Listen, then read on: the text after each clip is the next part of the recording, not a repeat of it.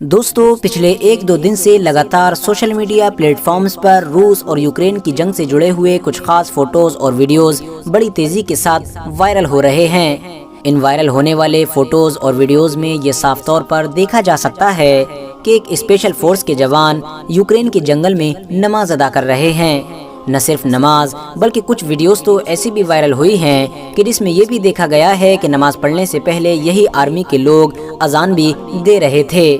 مگر دوستو جیسے ہی یہ فوٹوز اور ویڈیوز پورے سوشل میڈیا پر وائرل ہوئے، ویسے ہی زیادہ تر لوگوں کے دماغ میں طرح طرح کے سوال آنے بھی شروع ہو گئے، کیونکہ سمپل سی بات ہے کہ نہ تو یوکرین ایک مسلم دیش ہے اور نہ ہی رشیا ایک مسلم دیش ہے، تو آخر یہ ایک مسلم فوج اس جنگل میں آئی کیسے؟ تو چلیے آج کی اس ویڈیو میں ہم اسی اسپیشل فورس سے جڑے ہوئے سارے سوالوں کے جواب ڈھونڈنے کی کوشش کریں گے۔ ہم آپ کو بتائیں گے کہ آخر یہ فوج کون ہے، کہاں سے آئی ہے، کس نے بھیجی ہے، اور آخر اس فوج کو بھیجنے کا مین موٹیو کیا ہے۔ سب سے پہلے تو ہم آپ کو یہ بتاتے چلیں کہ یہ فوج کوئی عام فوج نہیں بلکہ ایک خاص یونٹ ہے جس کو ہنٹرز کے نام سے جانا جاتا ہے۔ یہ فوج کتنی زیادہ طاقتور ہے اس بات کا اندازہ تو آپ لوگ ان کے فوٹوز سے بھی لگا سکتے ہیں۔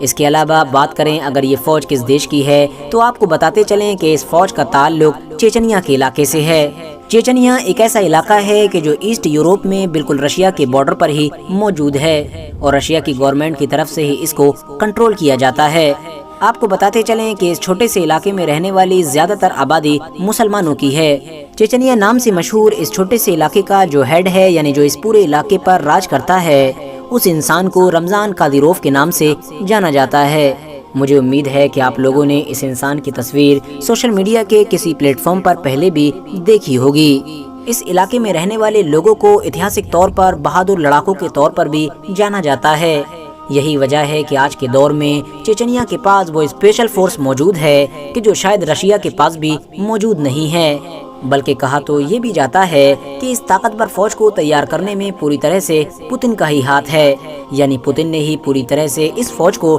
ٹریننگ دلوائی ہے۔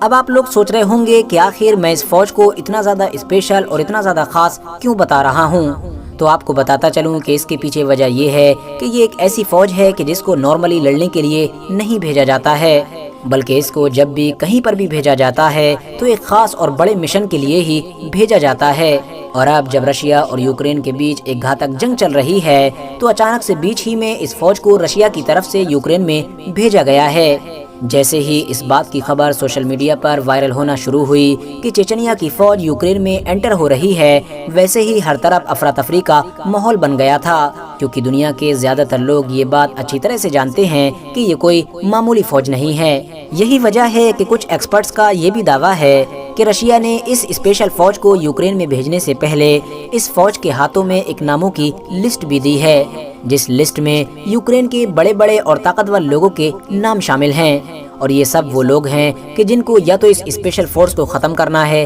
یا پھر زندہ اریسٹ کرنا ہے۔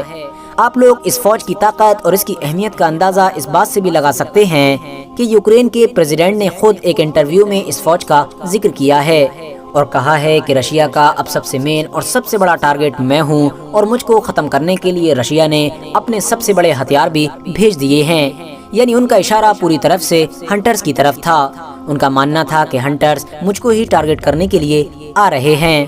اس فوج کے چیچنیا سے نکلنے سے پہلے ہی چیچنیا کے ہیڈ یعنی رمضان کا بھی ایک ویڈیو سوشل میڈیا پر وائرل ہوا تھا، جس میں وہ صاف طور پر یہ کہہ رہے تھے کہ وہ رشیا اور اپنے سپریم لیڈر یعنی پوتن کی مدد کے لیے یوکرین میں اپنے 70,000 اسپیشل فوجی بھیج رہے ہیں۔ رشیا کو کسی بھی حال میں وہ جھکنے نہیں دیں گے اور یوکرین کو ہر حال میں جھکنا ہی ہوگا۔